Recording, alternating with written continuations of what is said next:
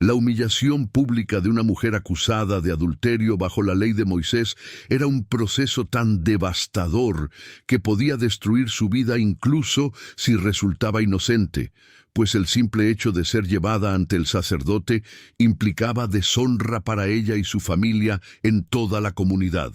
Y lo más sorprendente es que este ritual, conocido como la prueba de las aguas amargas, no requería testigos ni evidencia concreta, sino únicamente la sospecha de un esposo celoso. El procedimiento estaba diseñado no solo para determinar culpabilidad, sino para exponer públicamente a la mujer ante toda la congregación mientras bebía una mezcla ritual que causaría efectos físicos devastadores si había cometido adulterio.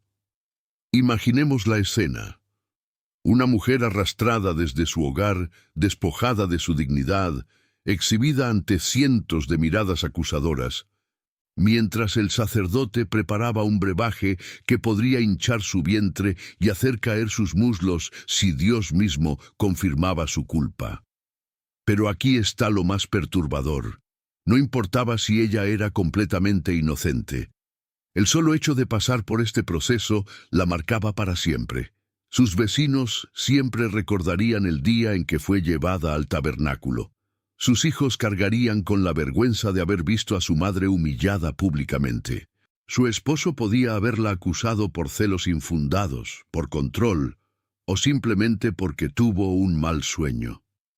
Por esta razón, hermanos amados, consideremos 10 aspectos devastadores de la vida de estas mujeres bajo la ley de Moisés, comenzando por el origen mismo de esta pesadilla, la acusación nacida únicamente del celo. El proceso comenzaba sin necesidad de testigos, sin evidencia física y sin investigación previa. Bastaba que el esposo sintiera celos o sospecha para activar toda la maquinaria religiosa contra su esposa. No se requería prueba alguna, no había interrogatorio previo, no se consultaba a la mujer sobre su versión de los hechos. Leamos Números, capítulo 5, versículos 12 al 14. Si la mujer de alguno se descarriare, y le fuere infiel, y alguno cohabitare con ella, y su marido no lo hubiese visto por haberse ella amancillado ocultamente, ni hubiere testigo contra ella, ni ella hubiere sido sorprendida en el acto, si viniere sobre él espíritu de celos y tuviere celos de su mujer, habiéndose ella amancillado, o viniere sobre él espíritu de celos y tuviere celos de su mujer, no habiéndose ella amancillado. El término traducido como espíritu de celos proviene del hebreo ruach kina, que literalmente significa viento de celo o aliento de sospecha ardiente. Este término revela algo profundo sobre la naturaleza humana, que los celos pueden surgir como una fuerza incontrolable, irracional, casi espiritual, que consume al hombre sin necesidad de fundamento real. La Escritura presenta 2 escenarios con absoluta claridad. Uno donde la mujer había pecado en secreto y otro donde el hombre simplemente sentía celos sin fundamento. En ambos casos, habiéndose ella amancillado o no habiéndose ella amancillado, el proceso era exactamente el mismo. Esto significa que una mujer completamente inocente, fiel, pura, podía ser sometida a este ritual devastador únicamente porque su esposo tuvo una sospecha. ¿Qué podía provocar estos celos? Tal vez ella había conversado con otro hombre en el mercado. Tal vez se había demorado más de lo usual en el pozo. Tal vez simplemente había sonreído. O quizás el esposo era un hombre controlador, inseguro, que veía amenazas donde no existían. La ley no hacía distinción. Si el espíritu de celos venía sobre él, ella debía pasar por el fuego de la prueba pública. Hermanos queridos, esta realidad revela algo fundamental sobre el poder desbalanceado en las relaciones humanas, cuando el corazón no está sujeto a la justicia divina. Un hombre podía, con una simple declaración de sospecha, desatar un proceso que marcaría a su esposa para siempre. Una vez que el esposo declaraba sus celos ante las autoridades, la mujer era llevada físicamente al tabernáculo, al lugar más sagrado de Israel, donde toda la congregación podía presenciar su vergüenza. El trayecto desde su casa hasta el santuario debió ser agonizante. Cada paso era un paso hacia la humillación pública. Cada mirada de los vecinos era una condena anticipada. Números capítulo 5, versículo 15 establece: Entonces el marido traerá a su mujer al sacerdote, y con ella traerá su ofrenda, la 10ª parte de un efa de harina de cebada. No echará sobre ella aceite, ni pondrá sobre ella incienso, porque es ofrenda de celos, ofrenda recordativa, que trae a la memoria el pecado. Aquí entra un detalle que amplifica la humillación. La ofrenda que debía traer no era de harina fina de trigo, como las ofrendas normales de paz o gratitud. Era harina de cebada, el grano de los pobres, el alimento de los animales, y no llevaba aceite ni incienso, los elementos que hacían fragantes y aceptables las ofrendas regulares. Era una ofrenda áspera, desagradable, que simbolizaba la naturaleza amarga de toda la situación.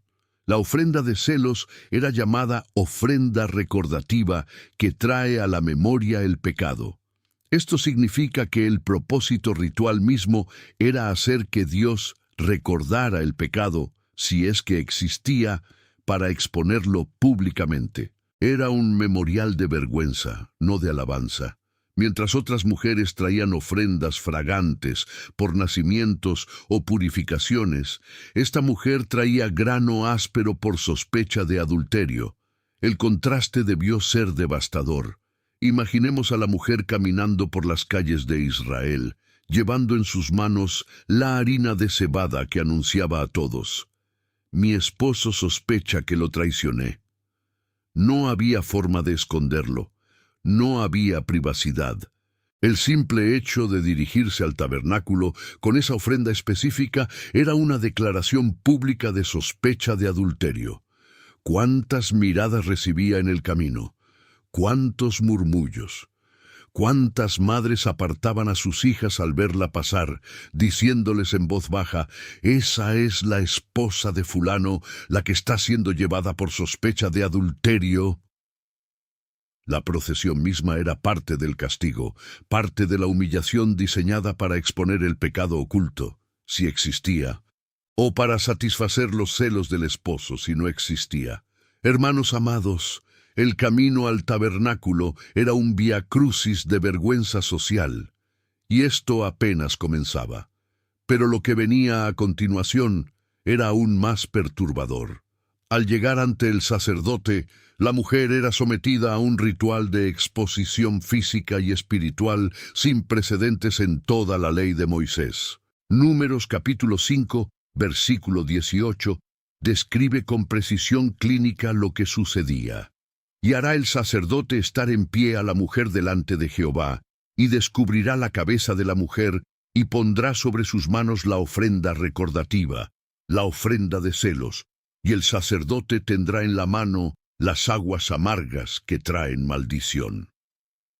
La primera acción del sacerdote era hacerla estar en pie delante de Jehová. Esto no era simplemente ponerse de pie, era ser colocada en posición de juicio directo ante Dios mismo, expuesta, sin mediación, sin defensa. Mientras en otros rituales el sacerdote intercedía, aquí la mujer estaba sola frente al juez divino. Luego venía lo peor: descubrirá la cabeza de la mujer. En la cultura judía antigua, una mujer casada cubría su cabeza como símbolo de modestia, dignidad y sujeción honrosa. Que el sacerdote le descubriera la cabeza públicamente era un acto de deshonra intencional. Era despojarla de su dignidad femenina. Era declararla simbólicamente como mujer caída incluso antes de determinar su culpabilidad. El rabino medieval Maimónides, en su obra Mishneh Torah, Describe que el sacerdote no solo descubría su cabeza, sino que soltaba completamente su cabello, dejándolo caer sobre sus hombros, de manera que toda la congregación pudiera ver su vergüenza. Algunas tradiciones rabínicas afirman que incluso le rasgaban parcialmente sus vestiduras superiores para amplificar la humillación. ¿Por qué este nivel de exposición? Porque el objetivo era quebrar cualquier resistencia, cualquier orgullo, cualquier capacidad de mentir. La humillación física era diseñada para provocar confesión o para preparar el escenario del juicio divino. Si ella era culpable, que confesara ahora antes de beber; si era inocente, que se sometiera completamente a Dios para su vindicación. Con la cabeza descubierta y el cabello suelto, el sacerdote colocaba en sus propias manos la ofrenda de cebada. Ella debía sostenerla mientras permanecía de pie. ¿Cuánto tiempo debía mantener esa posición? ¿10 minutos? ¿30? ¿1 hora mientras el sacerdote preparaba el resto del ritual?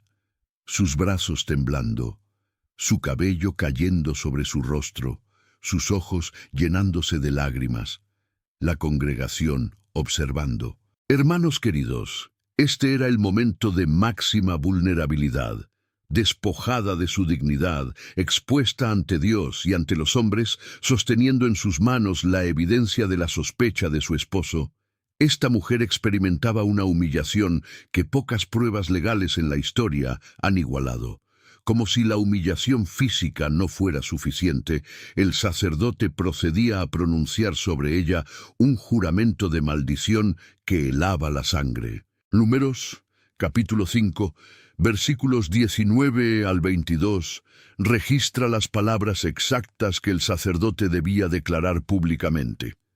Y el sacerdote la conjurará y le dirá: si ninguno ha dormido contigo, y si no te has apartado de tu marido a inmundicia, libre seas de estas aguas amargas que traen maldición. Mas si te has descarriado de tu marido y te has amancillado, y alguno hubiere tenido coito contigo fuera de tu marido, Jehová te haga maldición y execración en medio de tu pueblo, haciendo Jehová que tu muslo caiga y que tu vientre se hinche, y estas aguas que dan maldición entren en tus entrañas, y hagan hinchar tu vientre y caer tu muslo. Detengámonos aquí. El sacerdote no susurraba estas palabras, las proclamaba en voz alta, delante de toda la congregación reunida. Era un anuncio público de las consecuencias físicas específicas que Dios mismo ejecutaría si ella había cometido adulterio. Tu muslo caerá y tu vientre se hinchará. El término hebreo traducido como caer tu muslo es nafal yarek, una expresión que los eruditos bíblicos interpretan como una referencia a la esterilidad permanente o al colapso de los órganos reproductivos. No era simplemente infertilidad, era una destrucción física visible, algo que la marcaría externamente para que todos supieran que Dios mismo la había juzgado. Y el vientre hinchado, Beten Tzava, era igualmente devastador. Algunos rabinos antiguos interpretaban esto como una hinchazón grotesca y permanente del abdomen, como si estuviera perpetuamente embarazada, pero sin vida dentro. Otros lo veían como una enfermedad que causaría dolor crónico y deformidad visible. Pero aquí está lo más perturbador. Estas maldiciones eran pronunciadas públicamente antes de que ella bebiera las aguas. Toda la congregación escuchaba en detalle exacto lo que le sucedería si era culpable, sus vecinos, sus familiares, sus hijos, si estaban presentes. Todos memorizaban las palabras del sacerdote: Jehová te haga maldición, haciendo que tu muslo caiga y que tu vientre se hinche. ¿Qué pasaba por la mente de esta mujer mientras escuchaba? Si era inocente, debió sentir terror absoluto ante la posibilidad de que algo saliera mal. Si era culpable, debió sentir el peso insoportable de saber que Dios mismo estaba a punto de exponerla ante todos. En ambos casos, el juramento de maldición era un instrumento de tortura psicológica devastador.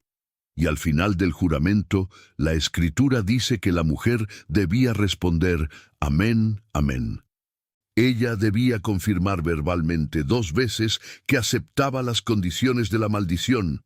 Debía declarar públicamente, sí, que así me suceda si soy culpable.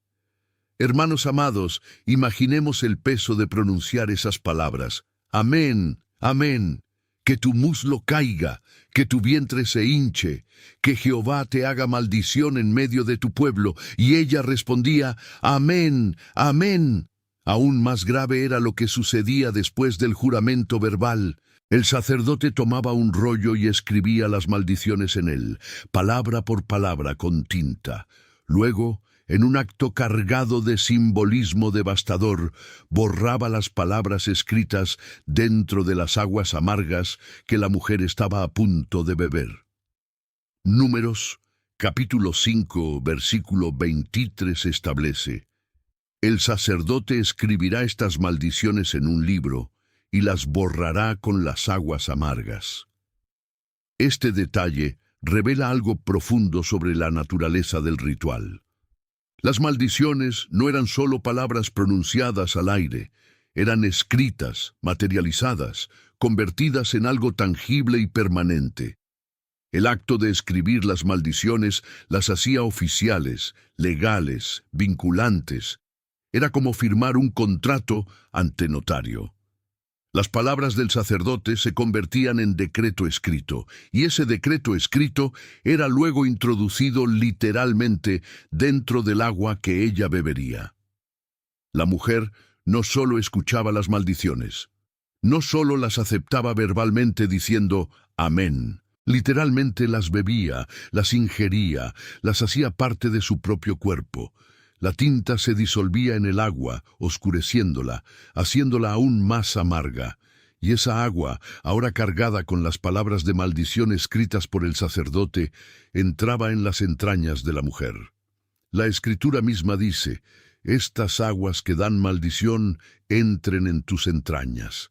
Era una invasión literal de las palabras de juicio divino dentro del cuerpo humano.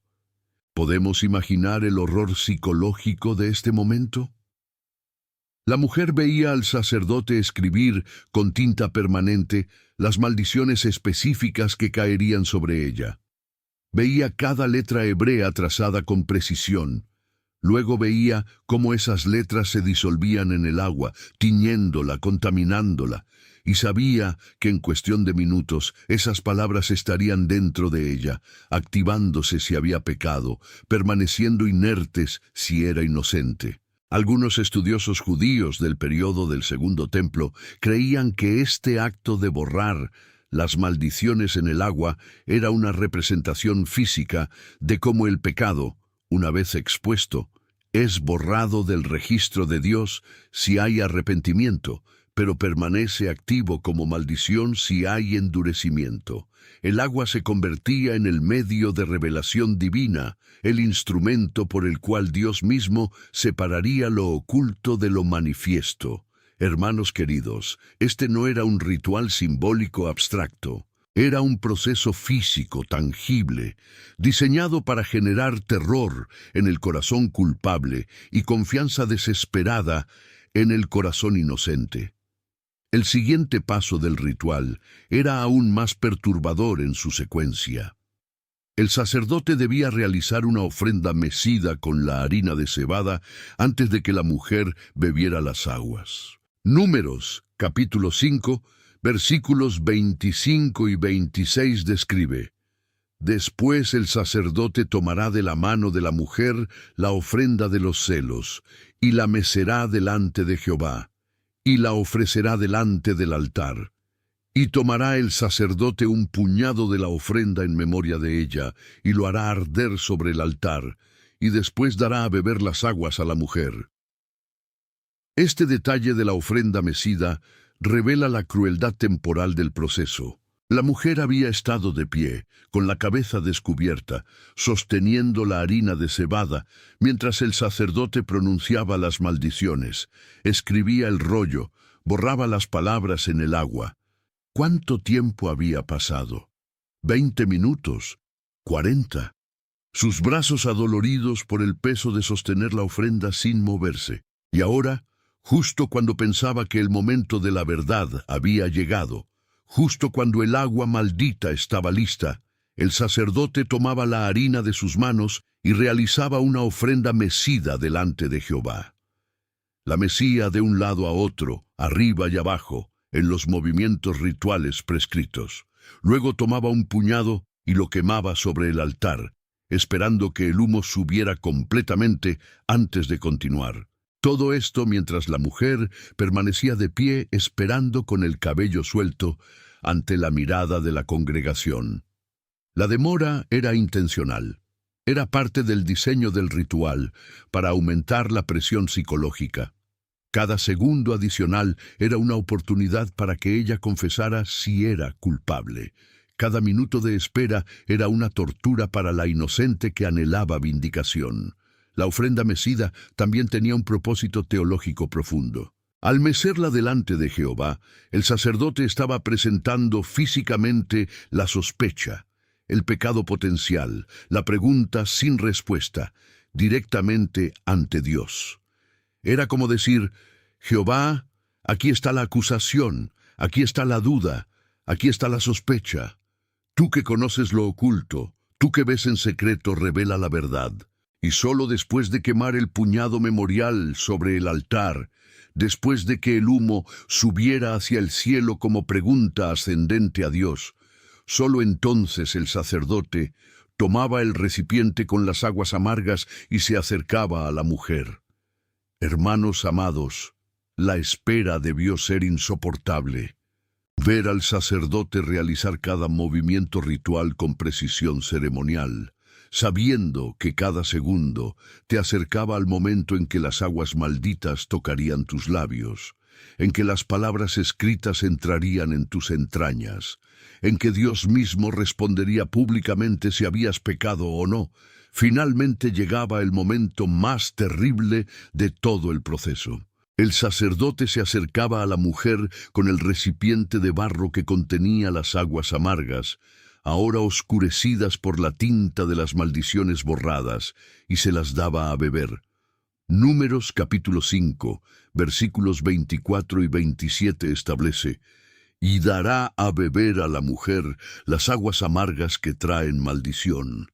Cuando le haya dado a beber las aguas, sucederá que si ella se ha contaminado y ha sido infiel a su marido, las aguas que traen maldición entrarán en ella para amargar, y su vientre se hinchará y caerá su muslo.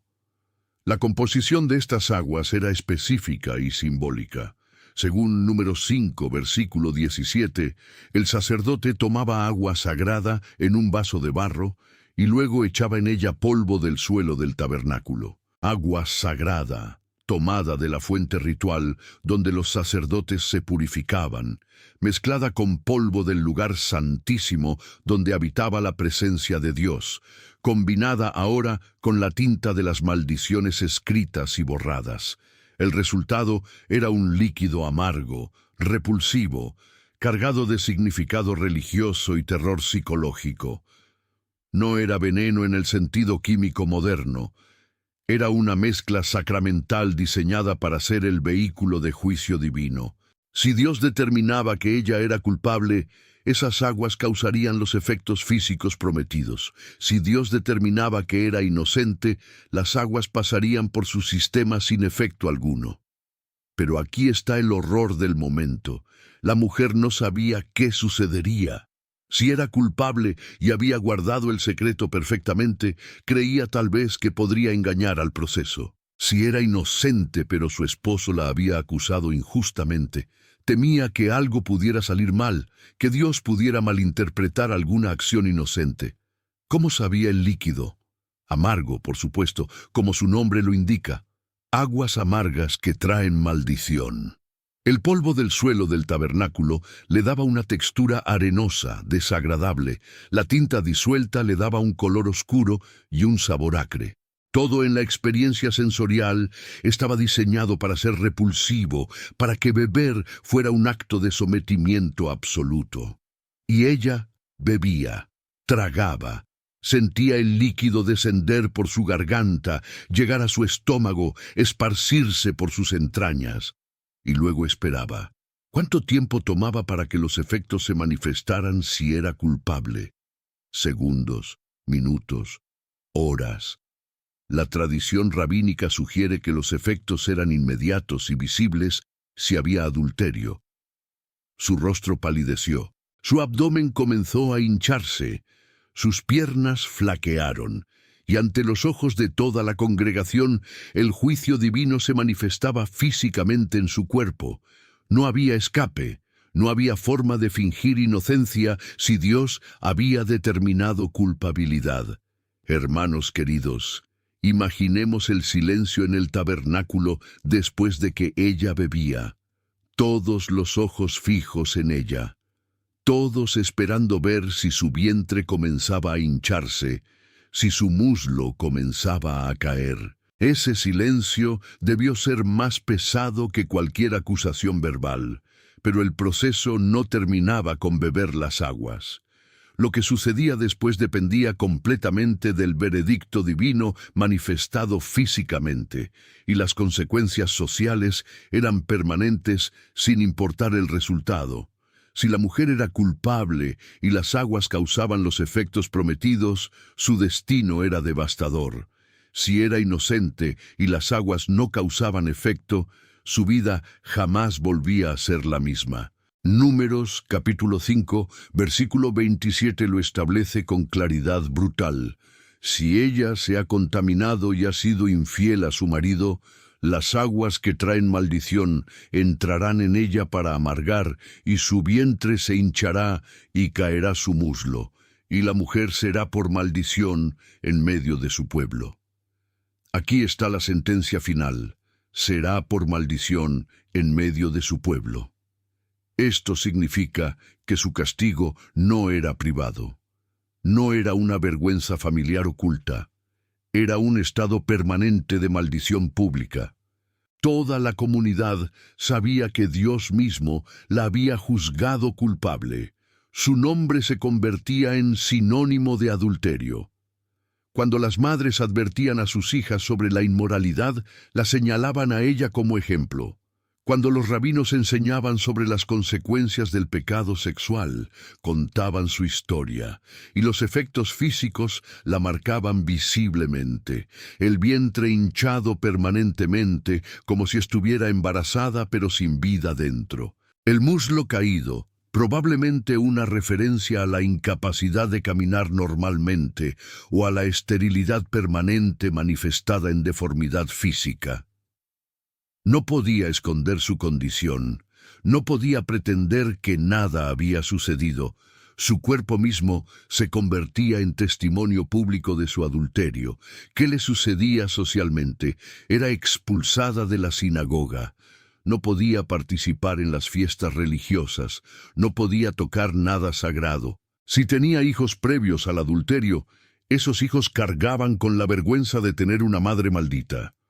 Si el adulterio había resultado en embarazo, ese hijo era considerado mamzer, bastardo ritual, excluido de la congregación de Israel hasta la 10ª generación, según Deuteronomio 23, versículo 2. Y el esposo, por supuesto, quedaba libre de toda obligación hacia ella. Podía divorciarse sin pagar la dote de separación, podía echarla de su casa sin provisión alguna. Ella quedaba completamente sola, marcada, enferma, rechazada por Dios y por los hombres. Pero aquí está lo que muchos olvidan. Incluso si era inocente, su vida quedaba marcada para siempre. Números 5, versículo 28 establece: Mas si la mujer no fuere inmunda, sino que estuviere limpia, ella será libre y será fecunda. Libre, sí, en el sentido de que no sufría los efectos físicos de las aguas amargas. Fecunda, sí, en el sentido de que Dios le concedía fertilidad como bendición por su inocencia comprobada. Pero, ¿realmente libre? ¿Realmente restaurada? Ella había caminado por las calles llevando la ofrenda de celos. Había sido llevada al tabernáculo ante toda la congregación. había sido despojada de su velo y su cabello había sido suelto públicamente. Había escuchado al sacerdote pronunciar sobre ella maldiciones específicas de esterilidad y deformidad. Había respondido «Amén, amén», aceptando esas maldiciones si era culpable. Había bebido las aguas amargas ante cientos de testigos. Hermanos amados, ¿cómo volvía a mirar a los ojos a sus vecinos? ¿Cómo recuperaba su reputación? Tal vez Dios la había declarado inocente, pero la comunidad nunca olvidaba que su esposo había sentido celos suficientes como para llevarla al ritual. Siempre habría murmullos, siempre habría dudas susurradas, siempre habría quienes pensaran. Tal vez era inocente de adulterio físico, pero algo hizo para despertar esos celos. ¿Y su relación con su esposo, cómo continuaba después de esto? Él la había acusado públicamente de adulterio, la había sometido a humillación devastadora y resultó que ella era inocente. ¿Cómo se miraban a los ojos esa noche al regresar a casa? ¿Cómo dormían en la misma habitación? ¿Cómo criaban juntos a sus hijos después de que él había demostrado públicamente que desconfiaba completamente de ella? La ley declaraba que ella sería fecunda, lo cual muchos eruditos interpretan como una compensación divina por el sufrimiento injusto. Dios le concedía hijos como bendición especial, como forma de restaurar su honor. Pero esa fertilidad también significaba que debía continuar su vida matrimonial con el hombre que la había acusado falsamente. Debía someterse sexualmente a quien no había confiado en ella. Debía cargar hijos de quien la había humillado públicamente. La inocencia comprobada no borraba el trauma. La vindicación divina no sanaba las heridas sociales. Ella vivía, sí, no sufría maldición física, sí, pero el proceso mismo la había marcado de formas que ninguna bendición posterior podía borrar completamente. Hermanos queridos, este era el precio de la sospecha bajo la ley de Moisés. Culpable, destruida públicamente, inocente, marcada permanentemente. En ambos casos, el ritual de las aguas amargas dejaba cicatrices que duraban toda la vida. Tan devastador como era el proceso para la mujer, es fundamental entender la lógica divina detrás de este ritual tan perturbador. La ley de Moisés no era arbitraria ni cruel por naturaleza. Cada mandamiento revelaba principios profundos sobre justicia, santidad y naturaleza humana. Entonces, ¿por qué existía este ritual? ¿Por qué Dios permitía que una mujer fuera sometida a tal humillación, basándose únicamente en la sospecha de su esposo?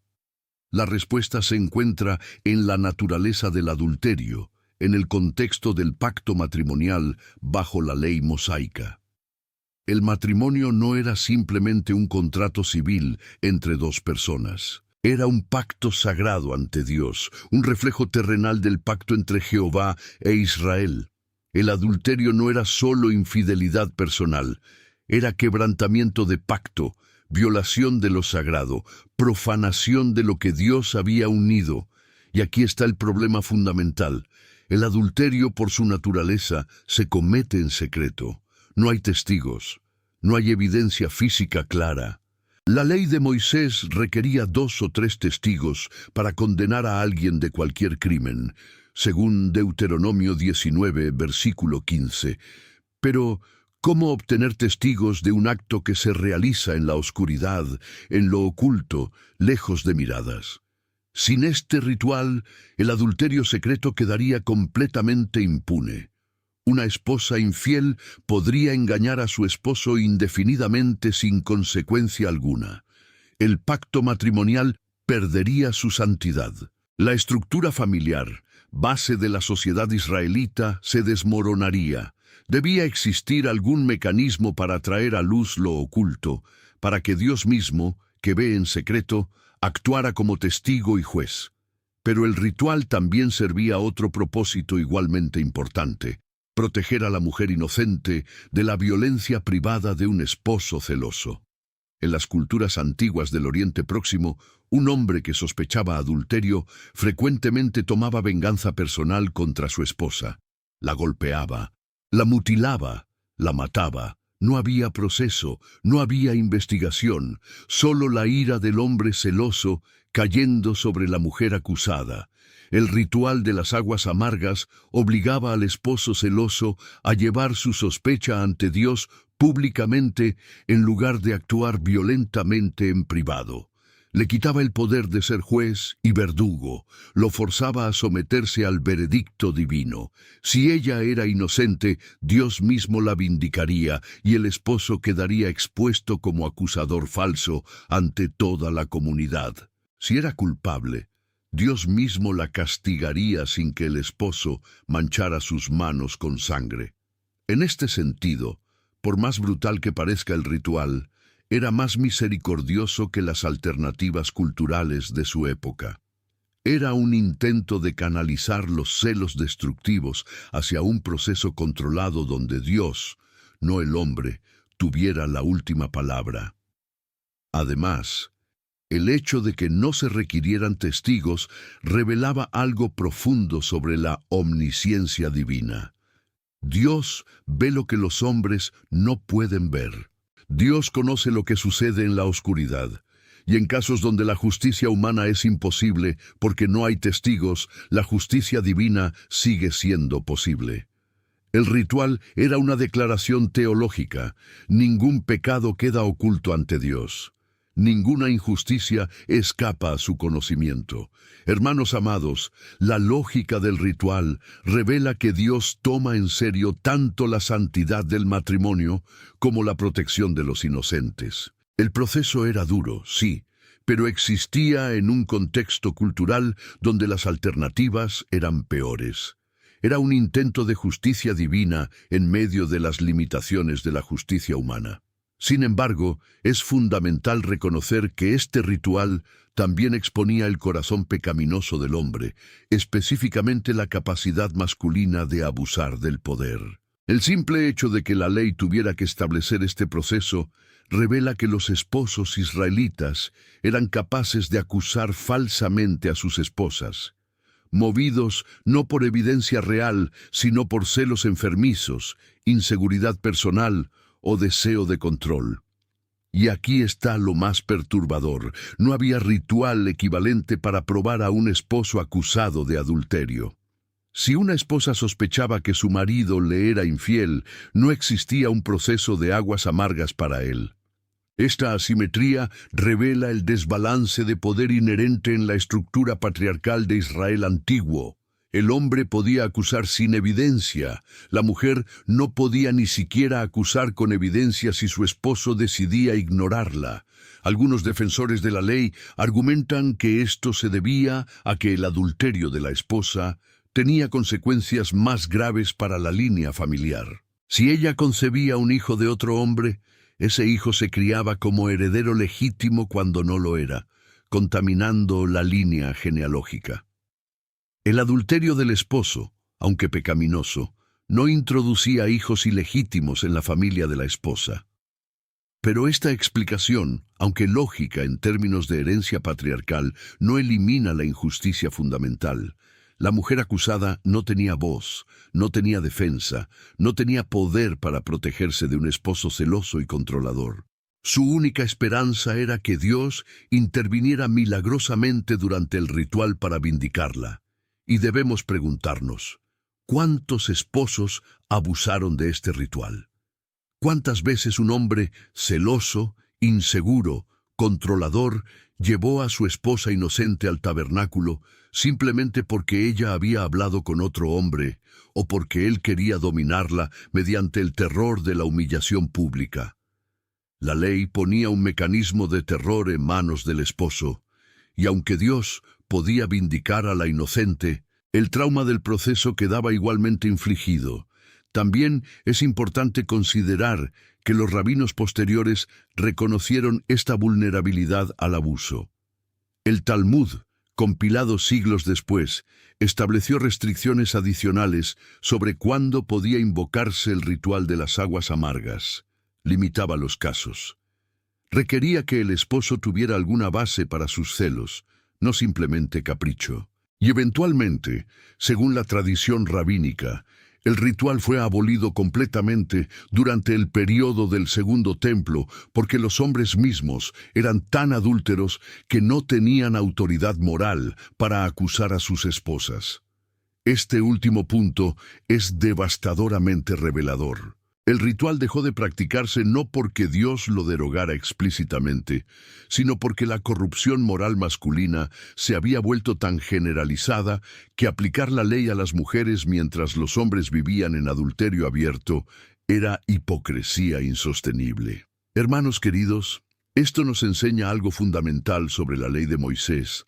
Era santa, justa y buena en sus principios, como Pablo afirma en Romanos 7, versículo 12. Pero era administrada por seres humanos pecaminosos, y cuando los corazones de quienes aplicaban la ley estaban corruptos, incluso las leyes justas podían convertirse en instrumentos de opresión. El ritual de las aguas amargas revela la necesidad desesperada de algo más que ley externa. Revela la necesidad de transformación del corazón, de gracia que cambie al acusador antes de que acuse, de misericordia que proteja al vulnerable sin necesidad de pruebas públicas humillantes. Revela, en última instancia, la necesidad del nuevo pacto en Cristo, y esto nos lleva al contraste más importante de todos, la diferencia radical entre cómo la ley de Moisés trataba a la mujer acusada de adulterio y cómo Jesús trató a la mujer sorprendida en adulterio en Juan capítulo 8. Este contraste ilumina la distancia entre la justicia de la ley antigua y la misericordia del Evangelio. En Juan 8 versículos 3 al 11, los escribas y fariseos traen a Jesús una mujer sorprendida en el acto mismo de adulterio. A diferencia del ritual de las aguas amargas, aquí había testigos. Aquí había evidencia concreta. Esta mujer no estaba siendo acusada por sospecha de un esposo celoso. Había sido sorprendida en el acto. Según la ley de Moisés, la sentencia era clara: muerte por apedreamiento. Los acusadores le dicen a Jesús: Maestro, esta mujer ha sido sorprendida en el acto mismo de adulterio, y en la ley nos mandó Moisés apedrear a tales mujeres. Tú, pues, ¿qué dices? Era una trampa teológica. Si Jesús decía, apedréenla, contradecía su mensaje de misericordia. Si decía, perdónenla, contradecía la ley de Moisés. La respuesta de Jesús es devastadora en su sabiduría. El que de vosotros esté sin pecado, sea el primero en arrojar la piedra contra ella. Con esta sola frase, Jesús expone la hipocresía fundamental de todo el sistema de acusación bajo la ley. Los acusadores, uno por uno, se retiran. Los más viejos primero, conscientes de sus propios pecados acumulados. Los más jóvenes después, tal vez más lentos en reconocer su propia corrupción. Y finalmente, solo quedan Jesús y la mujer. No hay acusadores, no hay piedras levantadas, no hay muerte inminente. Y aquí viene el momento que contrasta absolutamente con el ritual de las aguas amargas. Jesús no la somete a interrogatorio. No exige que confiese públicamente. No la despoja de su dignidad. No escribe maldiciones en un rollo. No le da a beber aguas amargas. No la obliga a permanecer de pie con la cabeza descubierta ante una multitud. En lugar de eso le pregunta: Mujer, ¿dónde están los que te acusaban? ¿Ninguno te condenó? Y cuando ella responde que ninguno, Jesús declara: Ni yo te condeno. Vete y no peques más. Ni yo te condeno. 4 palabras que derriban todo el sistema de humillación pública diseñado para exponer el pecado. Jesús, el único ser humano verdaderamente sin pecado, el único con autoridad legítima para condenar, el único que podría arrojar la primera piedra, elige la misericordia sobre el juicio. Pero notemos que Jesús no niega que ella pecó.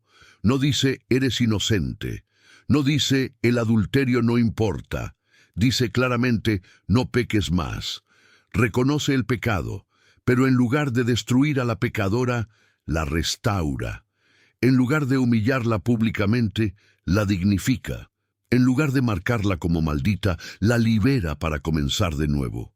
Este es el Evangelio en acción. La ley de Moisés decía: si pecaste, serás expuesta públicamente, humillada ritualmente y marcada permanentemente para que todos sepan que Dios te ha maldecido. El Evangelio dice: aunque pecaste, no serás condenada. Vete libre, vete restaurada, vete transformada. No peques más. Hermanos amados, el contraste no podría ser más claro. Bajo la ley, la mujer acusada de adulterio enfrentaba destrucción pública sin importar el veredicto. Bajo la gracia, la mujer culpable de adulterio recibe misericordia transformadora que la libera del pasado y la capacita para un futuro nuevo.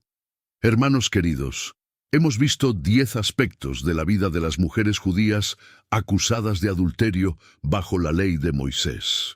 Desde la acusación basada únicamente en celos hasta el veredicto divino público que las marcaba permanentemente, culpables o inocentes, cada etapa revelaba un proceso diseñado para exponer lo oculto mediante humillación controlada. Este ritual nos enseña verdades profundas sobre la naturaleza humana y la naturaleza de Dios. Nos muestra que los celos pueden surgir sin fundamento y convertirse en instrumentos de opresión. Nos muestra que el pecado sexual, especialmente el adulterio, rompe pactos sagrados y daña comunidades enteras. Nos muestra que Dios ve lo que está oculto y que ningún pecado escapa a su conocimiento. Y nos muestra que incluso las leyes santas, cuando son administradas por corazones corruptos, pueden convertirse en herramientas de injusticia. Pero sobre todo, este ritual nos prepara para apreciar la magnitud de la gracia revelada en Cristo. La ley exponía el pecado mediante humillación pública. Cristo cubre el pecado mediante misericordia restauradora. La ley marcaba al pecador como maldito. Cristo marca al pecador redimido como hijo amado. La ley ofrecía justicia mediante proceso público devastador. Cristo ofrece justicia mediante sacrificio personal en nuestro lugar. Aunque estamos separados por más de 3000 años de estas mujeres que temblaban ante el sacerdote sosteniendo harina de cebada, los principios de justicia divina, misericordia redentora y transformación del corazón siguen siendo tan relevantes hoy como lo fueron entonces. Hermanos amados, hemos llegado al final de este estudio. Gracias por acompañarnos hasta aquí. Que Dios ilumine nuestros corazones para comprender la profundidad de su ley y la magnitud de su gracia. Si desean apoyar este ministerio, pueden hacerlo dando me gusta y suscribiéndose al canal. Es totalmente gratis. Dios les bendiga.